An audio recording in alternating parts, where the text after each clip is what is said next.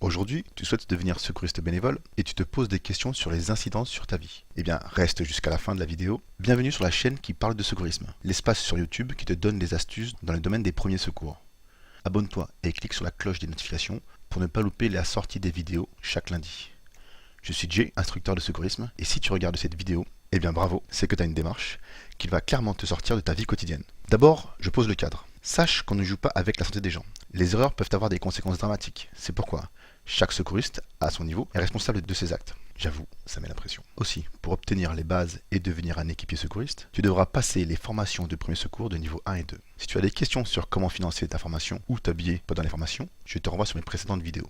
Tes activités seront dépendantes de ta localisation, du fonctionnement de ton équipe et de ton âge. Et oui, certains postes seront accessibles qu'une fois majeur, parce qu'officiellement, tu peux commencer à 16 ans. Personnellement, après une rapide phase d'observation, je laisse des débutants prendre complètement en charge certaines victimes. Oui, on dit victime pour une personne qui est prise en charge par les secouristes. Bien sûr, quand ça arrive, je reste en retrait pour aider l'équipier. Je surveille et fais les parties qu'il ne maîtrise pas. Ce n'est pas toujours accepté, et parfois il y a d'autres chefs qui râlent. Oui, tu te rends compte, c'est un PSE1, et tu le laisses faire un bilan.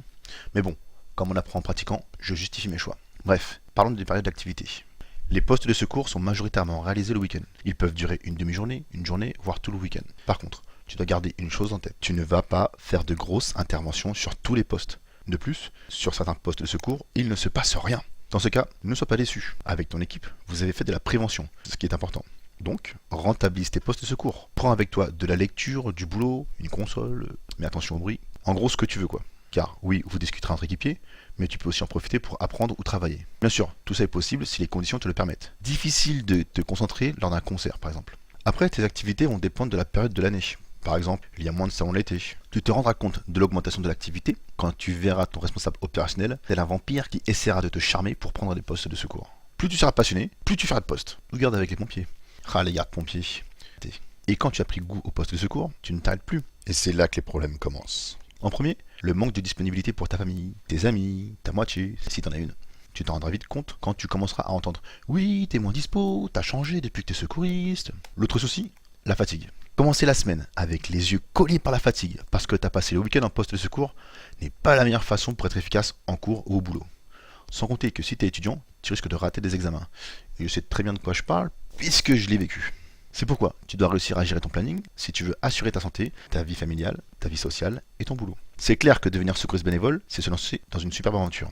Tu verras et feras des choses que tu n'aurais jamais imaginées avant. Attends, je te vends du rêve là. Tout dépendra de l'activité de l'équipe que tu intégreras. Avec toutes les activités qui existent, aquatiques, spéléologiques, cynotechniques, pisteurs secouristes, il y a plein de choix. Alors, si tu as envie de te rendre utile, rejoins la famille des acteurs de secours et deviens secouriste bénévole. Après, je ne ferai pas de prosélytisme, donc renseigne-toi et rencontre différents équipiers pour te faire un avis sur le choix de l'association. Si tu as des questions, mets-les en commentaire. Si tu vas faire un mémoire ou une thèse qui traite de secours, prends contact avec moi. Ça pourrait me compléter un sujet d'une autre vidéo. D'ailleurs, si tu veux en recevoir d'autres, abonne-toi. Sur ce, sois efficace, va de l'avant, et à la semaine prochaine.